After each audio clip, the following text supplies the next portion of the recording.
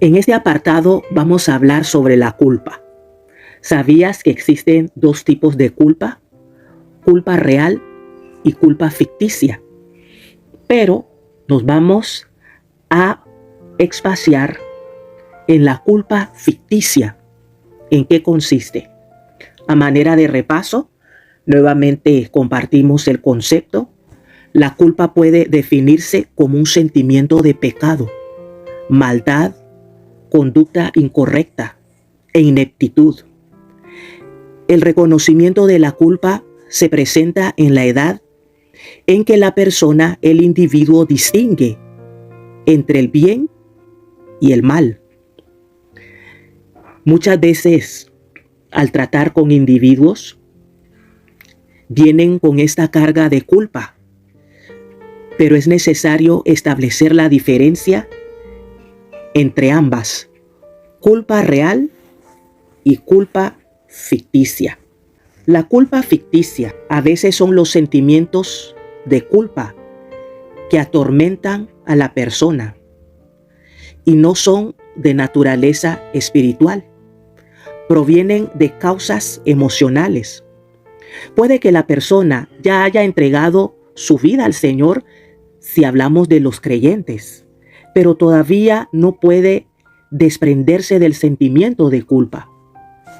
Puede que continuamente pida a Dios perdón por algún pecado y sin embargo no logre liberarse del sentimiento de culpa y ese sentimiento de vileza.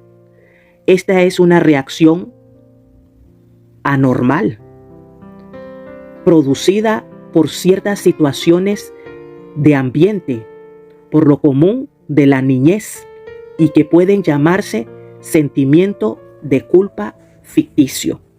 Los sentimientos de culpa, tanto real como ficticia, pueden manifestarse de numerosas maneras. Dado que la persona es un organismo complejo capaz de una gran variedad de reacciones integradas, es lo más natural que revele sus sentimientos de culpa de modos diversos y complejos. A continuación, presentamos algunos de los síntomas más corrientes de los sentimientos de culpa. Conducta ejemplar. El individuo procede en forma dócil y correcta para ocultar sus verdaderos sentimientos de culpa. Dolencias somáticas corporales, ¿sí? Es otro de los síntomas. Estas son de carácter emocional y se manifiestan en reacciones fisiológicas de fatiga y dolores de cabeza. Otro puede ser la sensación de depresión. La persona que se siente culpable se acusa continuamente. Este patrón de reacción puede producir graves sensaciones de depresión. Hundirse más. Esto incluye entregarse más a los malos actos, que son resultado de una actitud de derrota o que se calcula producirán mayor sensación de culpa. Autocondena. La persona continuamente se condena o se culpa por haber cometido algunas acciones malas. Y pudiéramos continuar: autocastigo, hostilidad, compensación. Es un intento de aliviar la conciencia del individuo mediante buenas acciones, pero todo tiene que ver con la culpa.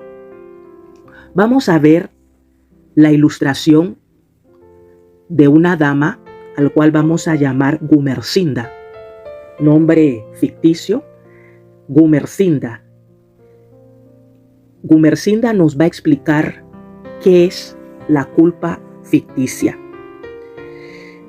Gumersinda acudió a un centro de orientación, pues sufría sensación de culpa y depresión.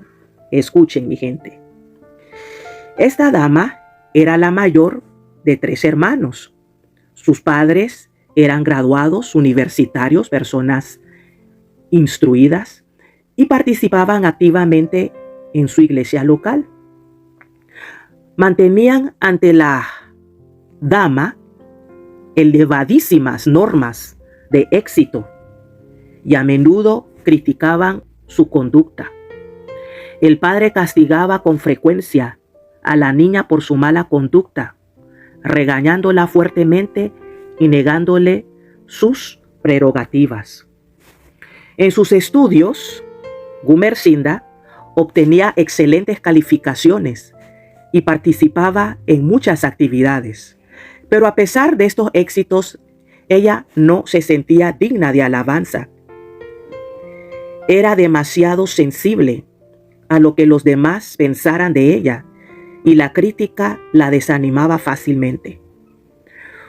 Gumersinda actualmente está casada y tiene 2 hijos. Ella y su marido participan activamente en su iglesia. Mantienen además un estudio bíblico semanal en su hogar. En toda su vida, Gumersinda se ha desalentado fácilmente y ha padecido de sensaciones de culpa. Durante la orientación mencionó varios pecados que desde hacía años la atormentaban, aunque había orado con frecuencia pidiendo perdón por estos actos. Declaró: yo sé que Dios me ha perdonado, pero no puedo dejar de angustiarme por ellos. Como resultado de la orientación, Gumersinda llega a comprender que gran parte de la causa de su culpa estaba en las críticas y castigos que había recibido en su niñez. Como sus padres la habían castigado a menudo por su mala conducta, esta señora se sentía indigna y creía merecer castigo.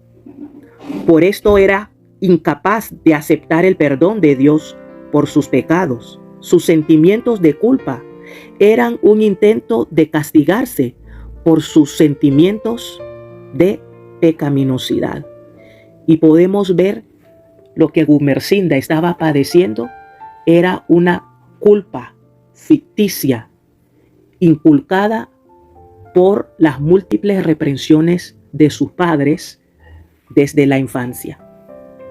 La culpa ficticia, los sentimientos de alto menosprecio y culpa inducidos del ambiente por los padres, maestros y otras personas deben tratarse examinando las experiencias que han conducido a estas actitudes. En el consejo profesional se le debe ayudar a los participantes para que distingan sus sentimientos de culpa ficticia de aquellos que son resultado realmente de la transgresión en el código de la ley de Dios. Cuando la persona comienza a comprender que padece de una culpa no proveniente de obra de convicción del Espíritu de Dios, puede obtener tranquilidad, paz, alivio y liberación. La Biblia declara que todos nosotros nos descarriamos como ovejas, cada cual se apartó por su camino. Y qué lindo la medicina espiritual, mas Jehová cargó en él el pecado de todos nosotros. Isaías 53:6. Puesto que el hombre es un ser espiritual, debe encarar el hecho de que el pecado es una realidad y que hay que tratarlo de modo real.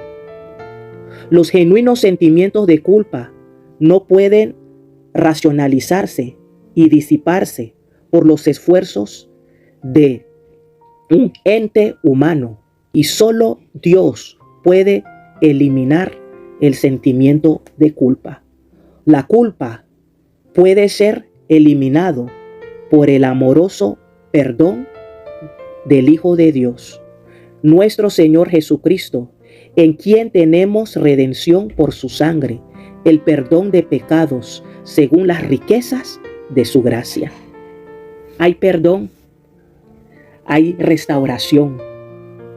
Cristo es la solución para cualquier sentimiento de culpa. Te mando un abrazo, Dios te bendiga y que la pases bien.